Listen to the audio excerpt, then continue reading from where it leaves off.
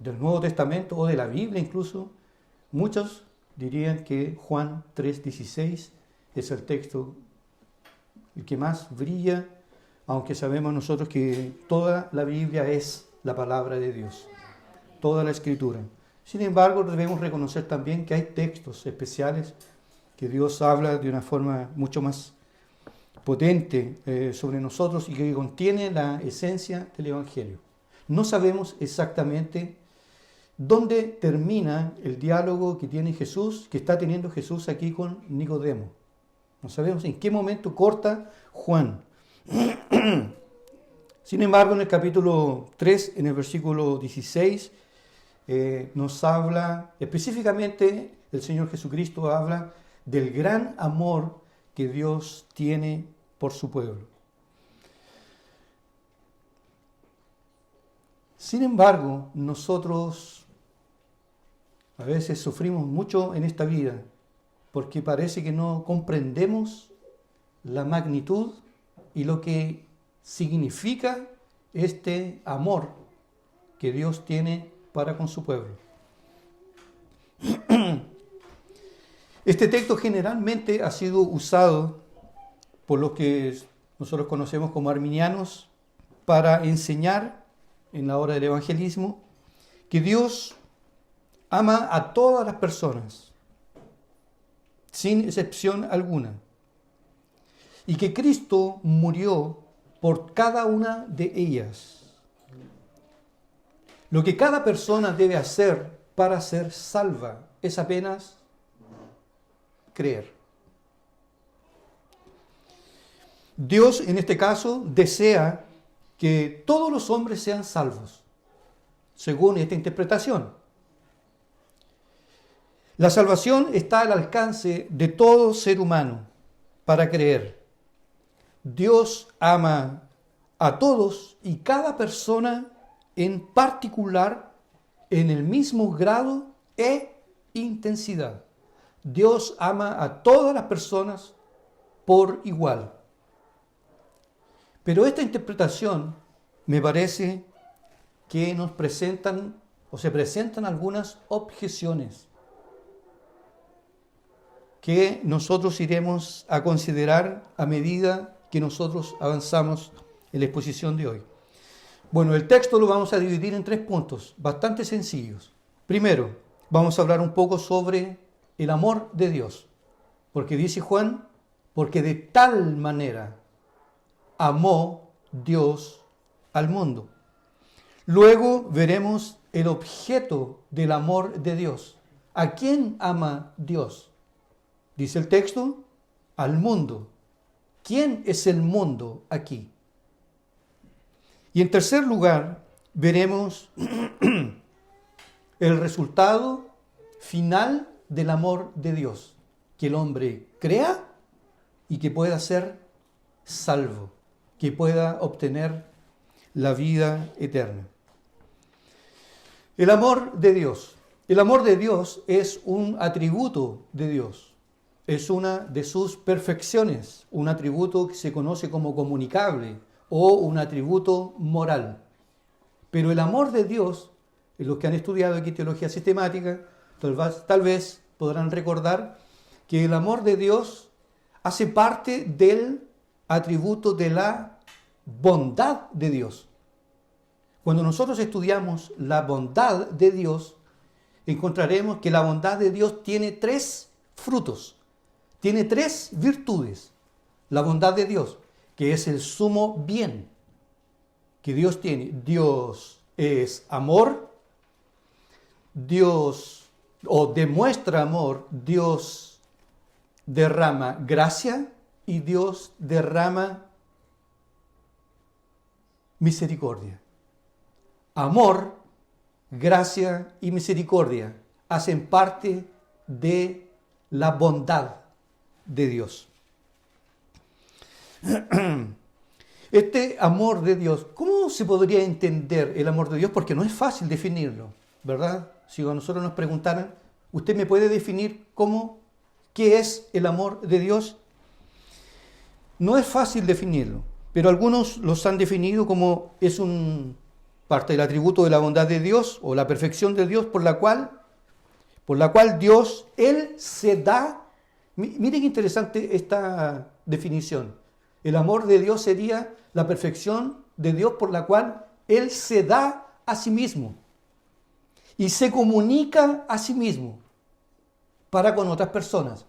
O sea, siendo Dios la bondad más sublime, más pura, más santa, más perfecta, cuando Él coloca en evidencia ese amor, se muestra, se comunica. ¿Por qué? Porque Él es lo más sublime que puede haber, lo más excelso. Dios nos mostraría su amor hacia nosotros dándonos oro, dándonos plata, dándonos bienes materiales. Lo mejor, lo mayor, es Él mismo. Y por ser amor, Dios siempre está comunicándose y revelándose. Por eso que, así de paso, vemos inmediatamente que este atributo nos hace pensar inmediatamente que en la eternidad había una Trinidad. Porque Dios estaba comunicando siempre este atributo con el Padre, el Hijo y con el Espíritu Santo. Y luego en la creación va a comunicar este atributo a su creación, a sus criaturas racionales. Ahora, interesante considerar que el amor de Dios por la humanidad se manifiesta de dos maneras. Y esta es una de las claves para poder interpretar correctamente este texto. El amor de Dios por la humanidad se manifiesta de manera común y de manera especial. De manera común se manifiesta a todos aquellos que no son convertidos. Pero de manera especial, sublime, intensa y profunda, con aquellos que creen.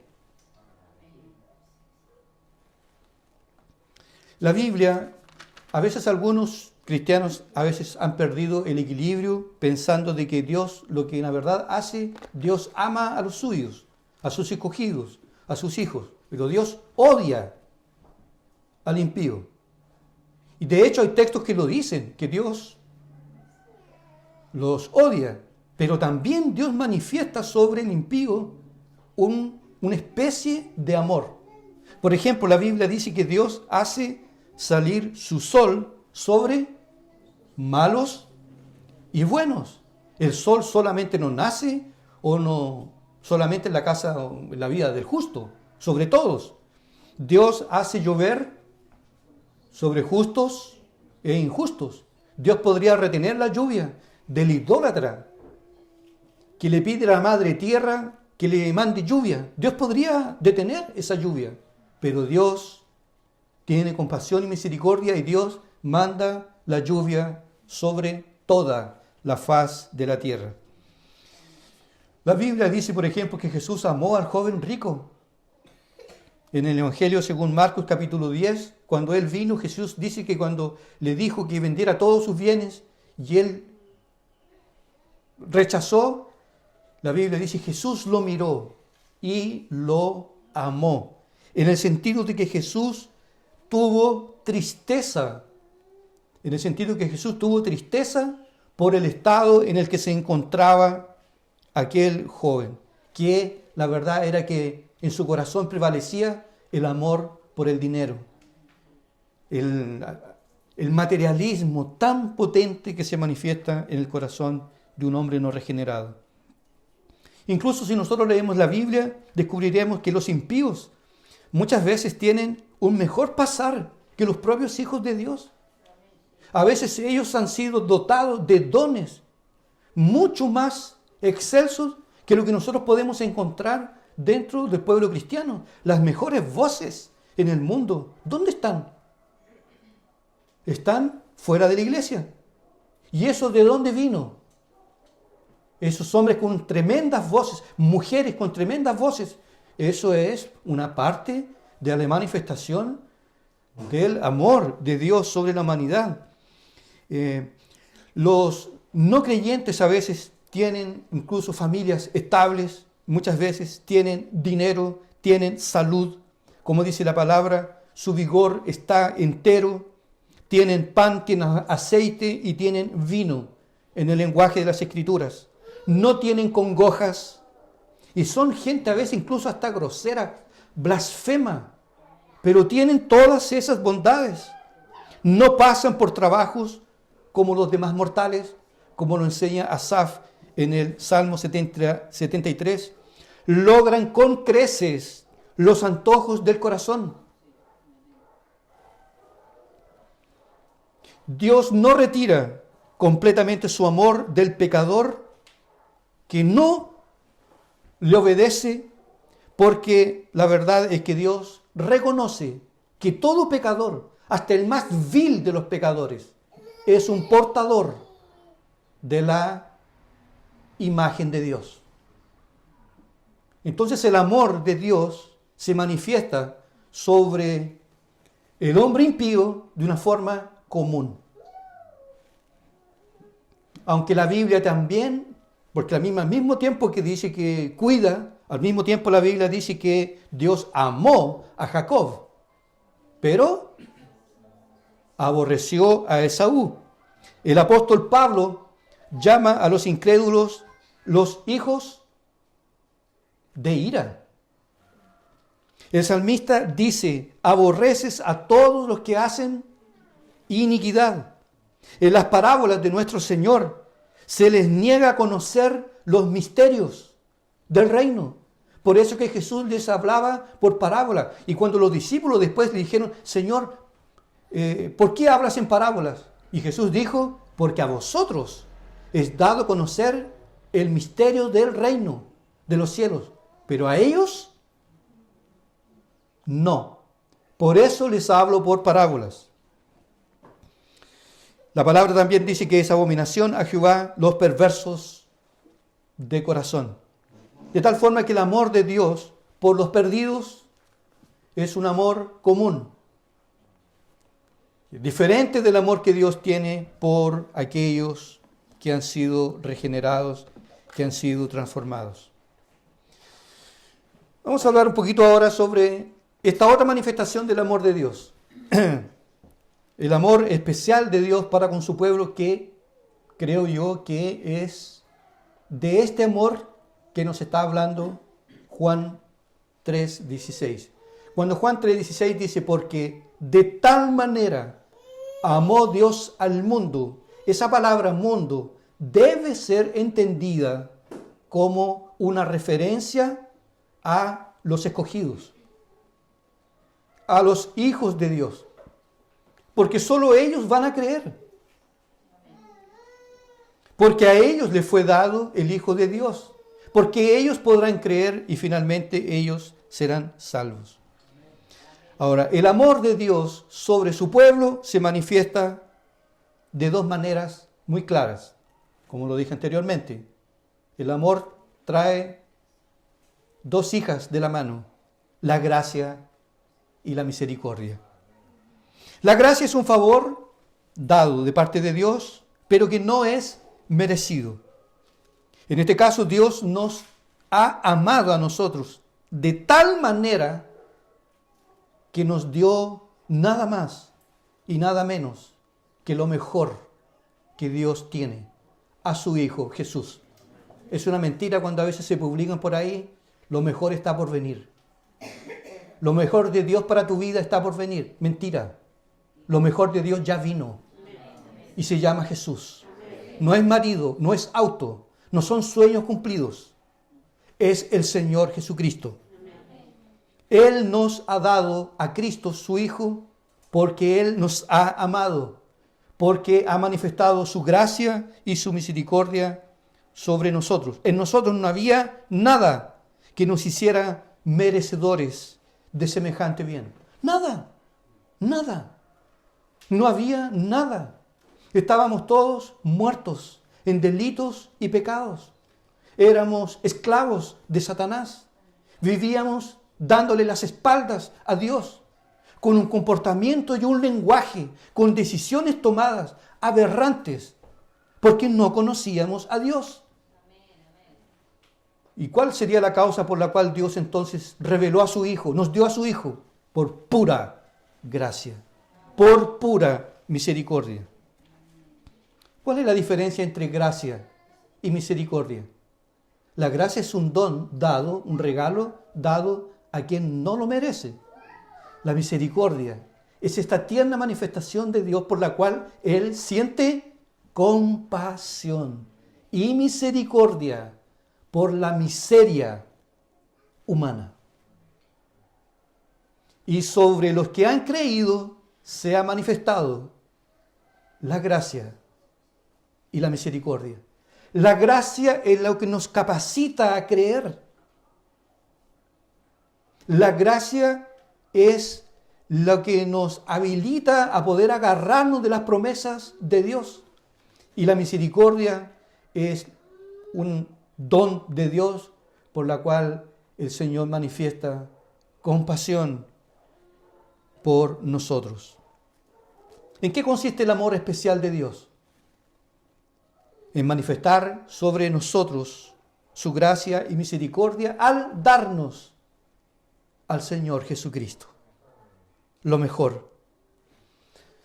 Aquí quisiera detenerme un poquito, hacer algunas aplicaciones prácticas dentro de lo que implica el hecho de que Dios nos haya dado a su Hijo Jesús.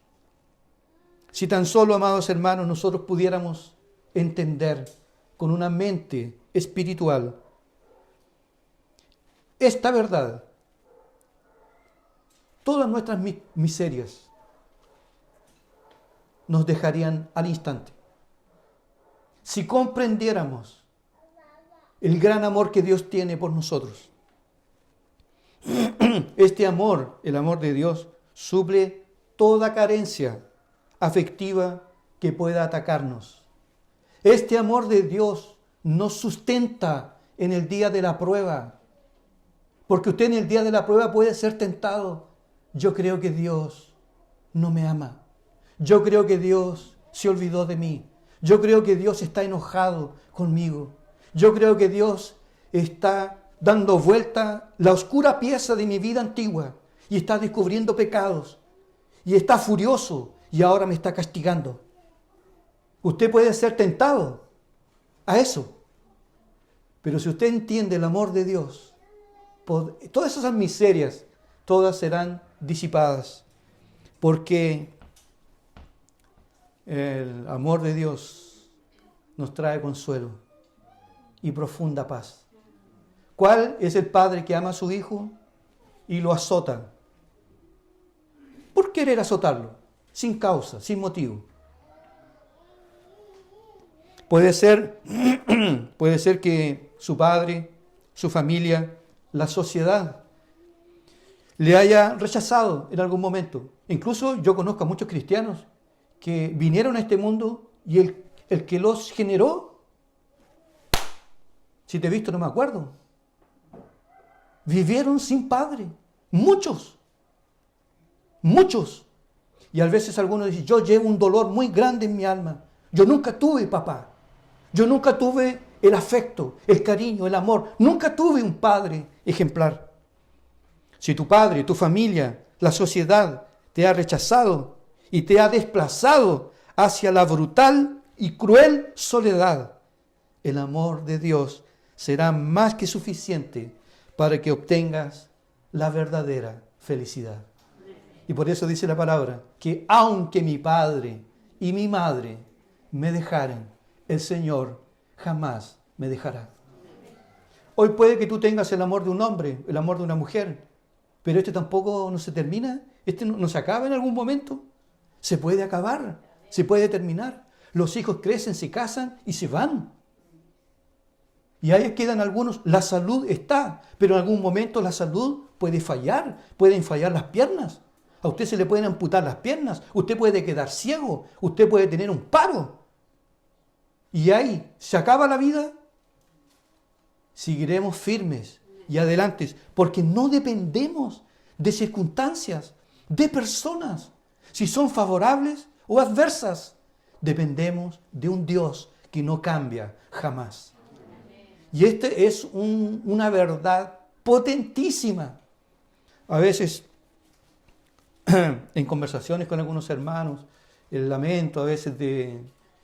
nunca conocí a mi papá. Mi papá nunca fue afectuoso conmigo. Mi papá nunca me quiso, nunca dio demostraciones de cariño. Pero cuando una persona llega al Evangelio y conoce el amor de Dios, eso ya es suficiente. Tenerlo a Él es tenerlo todo.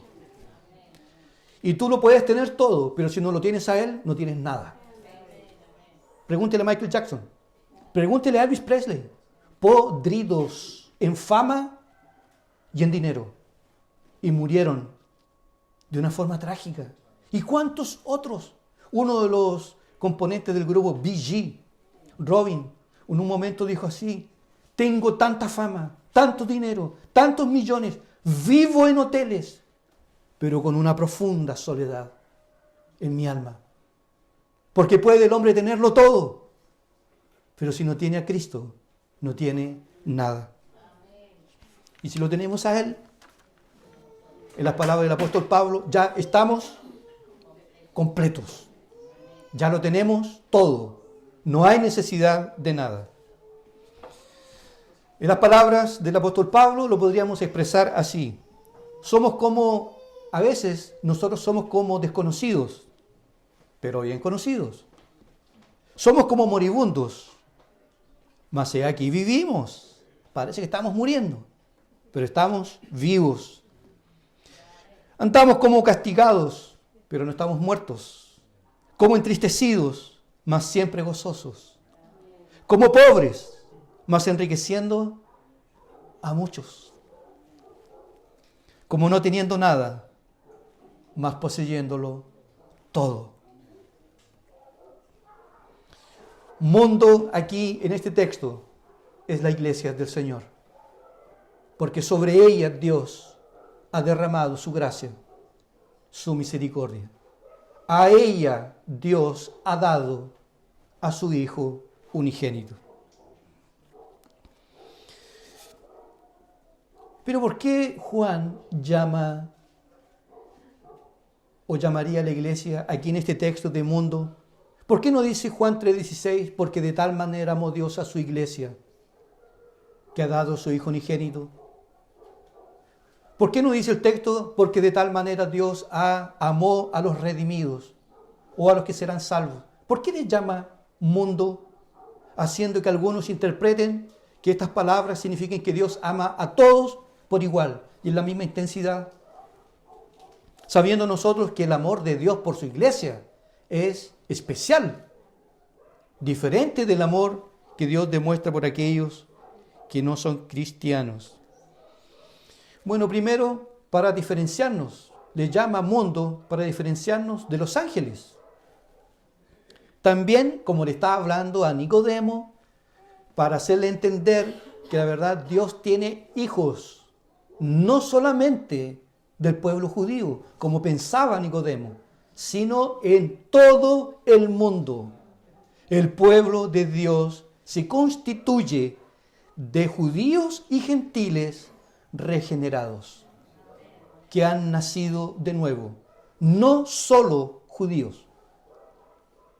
Se recuerda cuando incluso a los discípulos les costó entender esto mucho, cuando Pedro estaba en el libro de Hechos, estaba en una terraza y tuvo una visión, y en la visión venía un lienzo que decía mata y come, y puros animales inmundos, y él dijo: Señor, yo nunca he comido nada inmundo.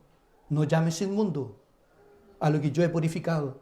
Porque para Pedro los gentiles eran impuros. El evangelio solo sería para judíos. Y Jesús aquí está diciéndole, nos llama mundo, porque Dios tiene un pueblo en todo el globo. Y en el libro de Apocalipsis vamos a encontrar de todo pueblo, raza, pueblo y nación. De todos los lugares vamos a encontrar a hermanos en el cielo, en la redención final.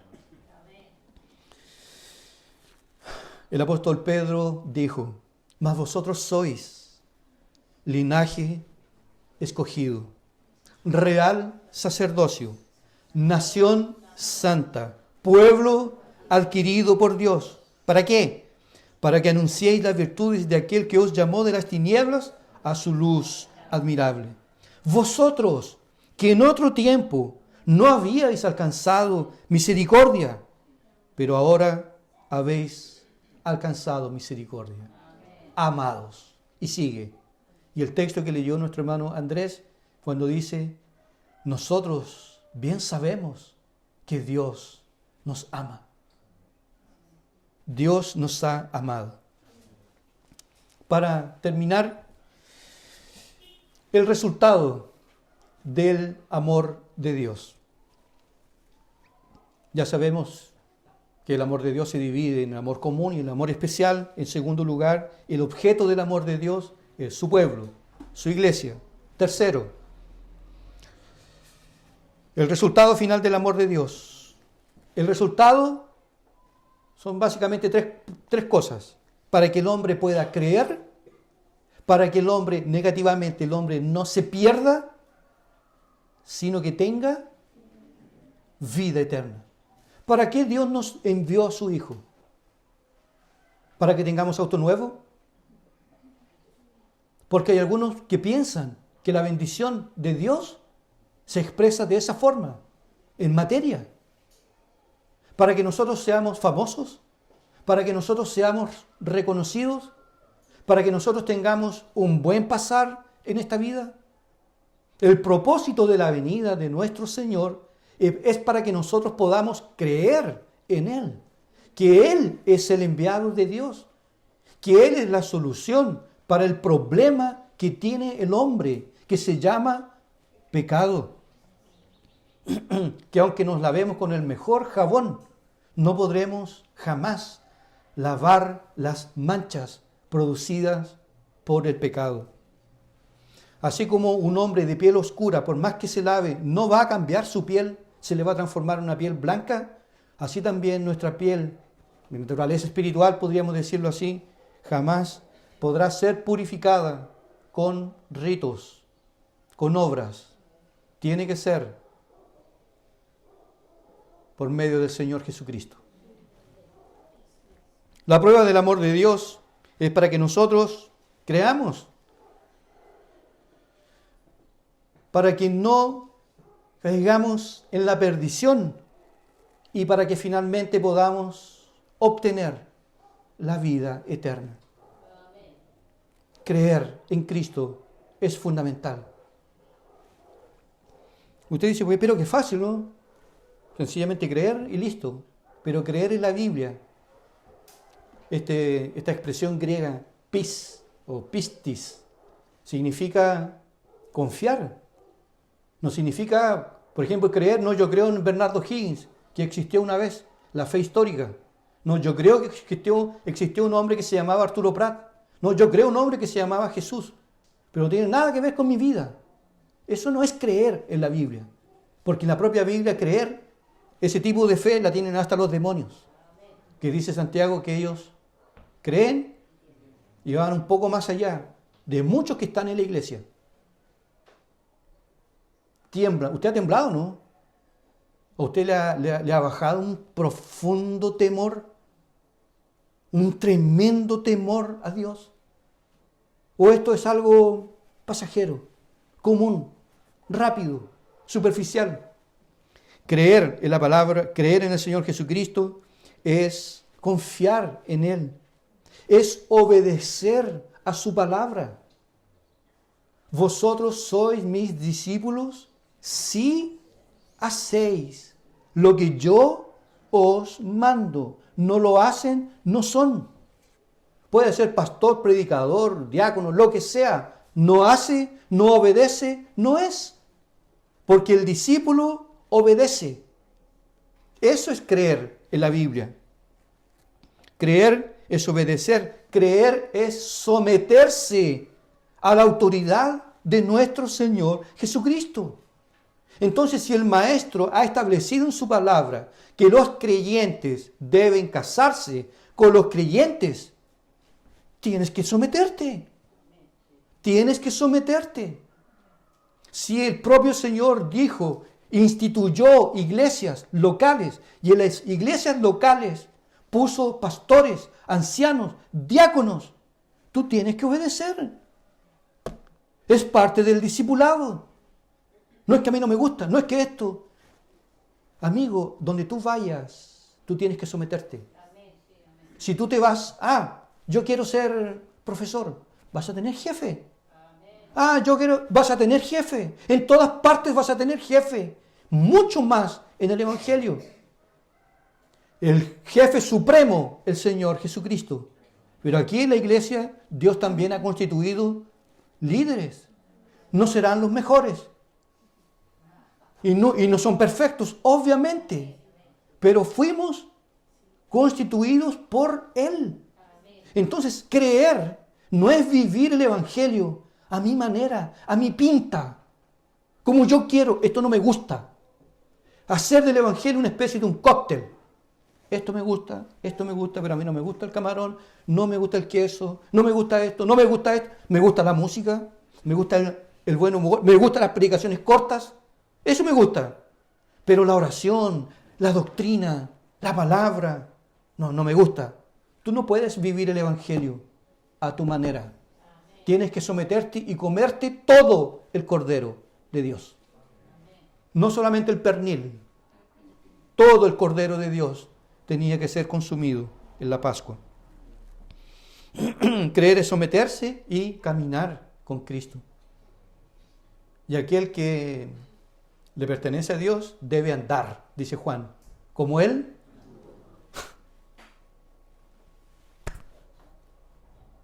Debe andar como Él anduvo. Él se enojaba de la nada porque no encontró un lápiz. Él trataba mal a las personas. ¿Trató Jesús mal a su madre? ¿A sus hermanos? Manso, humilde. Así hay que ser. Eso es creer. Para que no se pierda. Porque algunos se van a perder. Algunos van a cerrar sus ojos y no se agarraron verdaderamente del Hijo de Dios. Y habrá una condenación que los espera. Los que probablemente no abracen el Evangelio, lo abracen solamente de labios. El día de la muerte va a ser un día terrible. Yo he escuchado gente diciendo, el momento, estoy sintiendo fuego, estoy sintiendo las llamas. Oh, más luz, luz, por favor, luz, agua, agua, agua, necesito agua. ¿Eso ha sido real?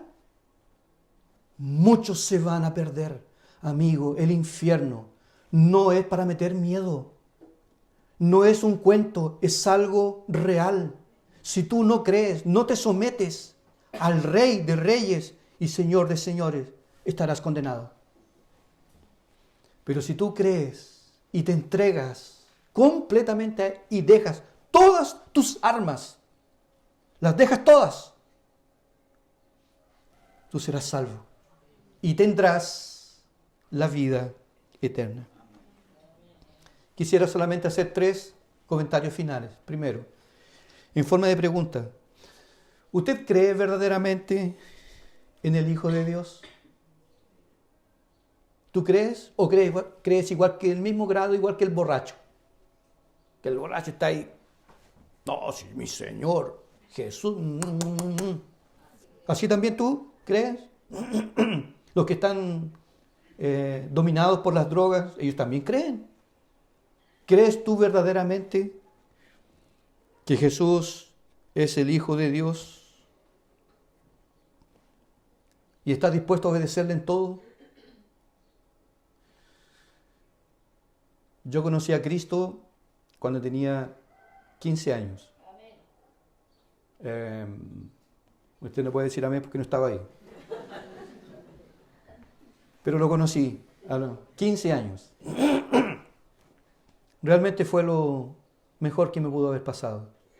Mis padres separados, familia sin ninguna estructura, muchas necesidades económicas, pero hasta hoy pienso, fue lo mejor que me pudo haber pasado. Si usted me pregunta, mencióneme un evento glorioso así que pasó en su vida. No fue mi casamiento, o el nacimiento de mis hijos, o ser ungido pastor. Fueron cosas muy bonitas esas, obviamente, pero nada se compara a conocer a Cristo Jesús. Ser reconciliado, ser perdonado. ¿Tú crees verdaderamente en Jesús? La segunda verdad que podemos considerar aquí. ¿Tú estás consciente que eres cristiano? ¿Estás consciente que tú eres amado? ¿Que tú no eres cualquier persona? ¿Que tú eres parte del pueblo de Dios? ¿Una persona especial para Dios? Eres amado. No está la ira de Dios sobre tu vida. No está. Puedes morir hoy. Tú puedes morir hoy y estar en el paraíso. Y Dios estará contigo allá, al lado de allá de la vida, pero también está al lado de acá, hoy, con nosotros. En nuestros lunes, martes, miércoles, por las noches, en la tarde, cuando baja a veces el vacío, el dolor, la aflicción, la soledad, Él está ahí. ¿Cómo eres amado? A tal punto eres amado que Dios dio a su Hijo por ti, para que tú pudieras ser salvo. Cuando el Señor en un momento determinado le habló a Daniel y le dijo, Daniel, tus oraciones han sido oídas.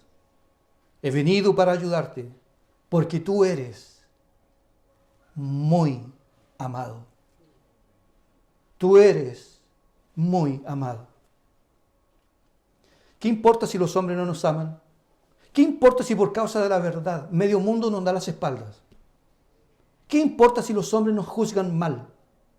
Si lo que importa es que lo tengamos a Él. Y estemos conscientes de este amor. Y si entendemos este gran amor de Dios, veremos que los mandamientos de Dios no son pesados. Que si Dios nos dice cosas que tenemos que hacer, es para nuestro bien. Si el Padre nos dice así, mira, ora, busca, lee la palabra, realmente nos hace bien. Nos sacamos una mochila, un peso, tenemos paz. Y cuando no lo hacemos, declinamos. Hay un vacío tremendo, profundo. Puedes estar rodeado con gente y personas, pero te falta esa gracia de Dios. Tú eres amado, muy amado. No eres cualquier cosa. Perteneces a la familia de la fe. Y esto es lo más glorioso que podemos tener. Un día le dijeron al Señor, Señor, está tu madre y tus hermanos allá afuera, quieren hablar contigo. ¿Qué dijo el maestro? Mi madre, mi padre, mis hermanos son estos, los que hacen la voluntad de Dios. ¿Y se ha percatado que usted tiene más afinidad con los hermanos de la fe que con su propia familia? Que hay cada serpiente, pero no voy a hablar sobre eso. Dentro de la propia familia, siempre hay alguien que está causando problemas. Siempre alguien. Siempre.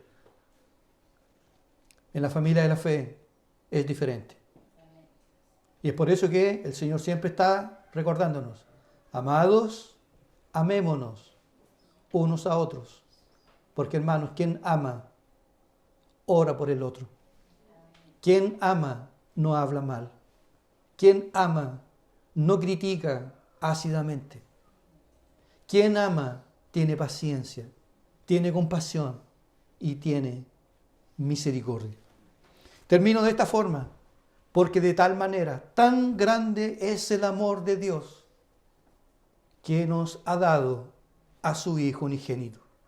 Lo mejor de Dios, eso nos dio a su Hijo, para que nosotros no pereciéramos, sino para que creyéramos y fuéramos salvos. El amor de Dios, de una forma especial, reposa, como en el principio, sobre los que llevan su nombre, sobre los que lo aman, sobre los que lo buscan, sobre aquellos que en las madrugadas, en las noches, claman a Él, día y noche. Sobre ellos se derrama el amor de Dios. Sobre ellos está el amor de Dios. Tú eres su deleite, su gozo. Cuando uno toma un hijo, tiene un hijo, y lo mira así y dice, pero qué cosa más preciosa. Carne de mi carne, sangre de mi sangre. Doy mi vida por ti. Dios, eternamente más por nosotros, nos ha dado a su Hijo.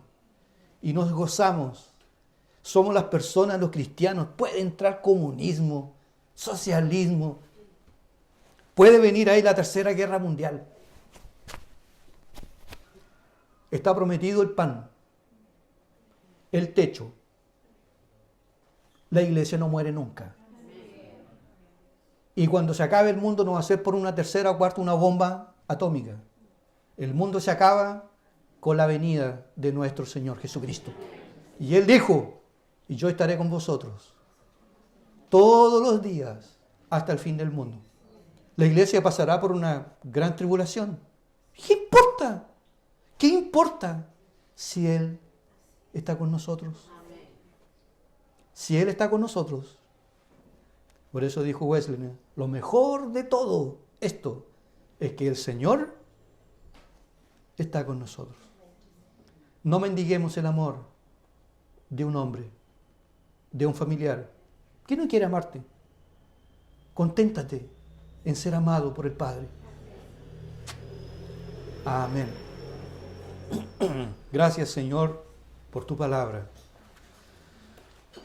por tener este privilegio inmenso de poder meditar en ella, considerarla, amarla, y que tanto bien nos hace a nuestras almas. Te pedimos perdón cuando a veces andamos tristes y nos olvidamos de lo que somos. Somos amados, muy amados por ti, Señor. A tal punto que nos has dado a tu Hijo unigénito para que diera su vida por nosotros. Te ruego, Señor, que nos llenes de tu Espíritu y que tu Espíritu Santo saque todas las tristezas que puedan estar alojadas en las partes más profundas de nuestra alma y puedan salir de nosotros y podamos tener este encuentro glorioso con Cristo. Bendice a los tristes, a los enfermos, a los que están deprimidos, a los que no ven solución para sus problemas. Bendícelos, Señor, y que puedan entender que si te tenemos a ti, lo tenemos todo, Señor. Y este es el mejor lugar del mundo donde hoy podríamos estar, en tu presencia. A ti la gloria por siempre.